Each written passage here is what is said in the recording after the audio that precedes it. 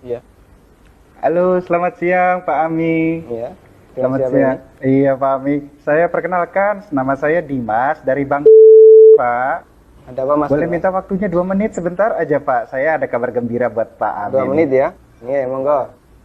Begini Pak, ceritanya saya ingin menawarkan ada produk kami yang terbaru, Rate Card Platinum kami untuk Bapak. Kebetulan Bapak yang terpilih jadi calon nasabah kami. Cashback, melakukan pencairan dana tunai 30 juta 2 hari Pak pencairannya. Gimana Pak? Bapak tertarik? Apalagi ini belum ada bebasan annual fee tahunannya Baik, Pak. baik.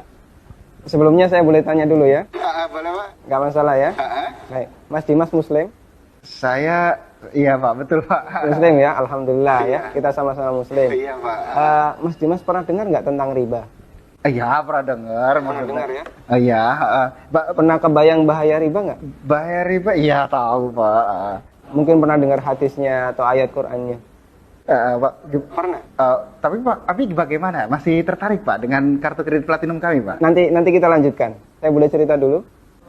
Ya, boleh. Ya? Jadi gini Mas Dimas. Coba Mas Dimas bayangkan kalau ada orang yang berzina sama ibunya. Kira-kira respon masyarakat gimana? Semua orang sepakat jelek ya. Gimana? Maksudnya gimana Pak? Kalau misalnya ada orang yang berzina sama ibunya, semua orang akan menganggap dia melakukan perbuatan yang maksiat. Ya bejat itu Pak. Wah, bejat sekali ya. Bejat Pak. Baik, kita sama-sama sepakat untuk itu. Iya. Begini, Nabi SAW menyebut bahwasanya riba itu ada 73 pintu.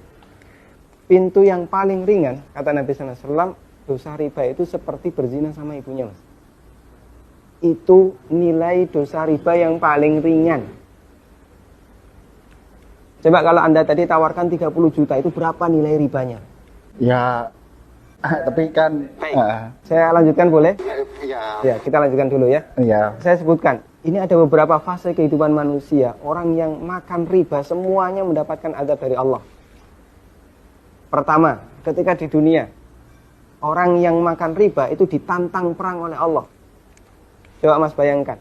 Kata Allah Subhanahu wa taala, ya ayyuhalladzina amanu taqullaha wa dharu ma baqiya minar riba. Wahai orang yang beriman, bertakwalah kepada Allah dan tinggalkan semua bentuk riba. Fa in lam taf'alu fa'dzanu biharbi minallahi wa rasulih. Kalau kamu masih ngeyel, enggak mau meninggalkan riba, umumkan perang dengan Allah dan Rasulnya.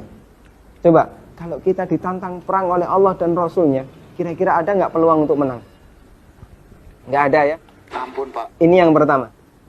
Yang kedua, orang yang mati dalam kondisi membawa dosa riba, makan riba, nanti dia akan dihukum di kuburan dalam bentuk berenang di sungai darah.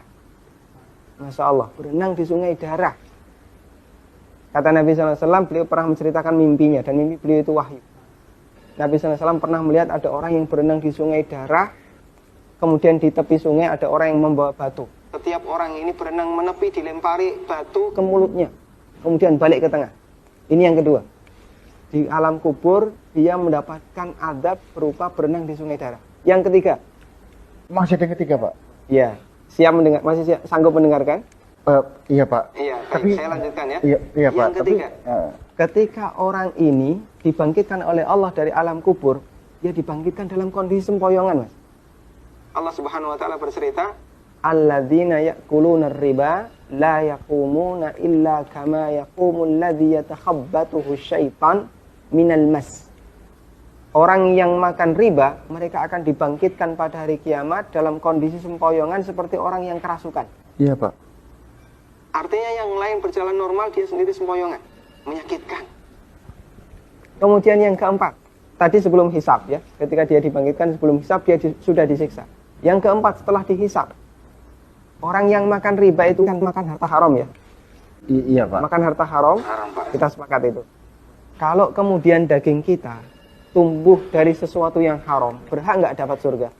Enggak Pak. Layak nggak dapat surga? Enggak Pak. Sementara tempat di akhirat cuma ada 2 pilihan. Kalau nggak surga, Neraka Pak. maka kata Nabi SAW, kullu lahmin nabata bin suhtin, setiap daging yang tumbuh dari sesuatu yang haram, kata beliau, annar aulabi.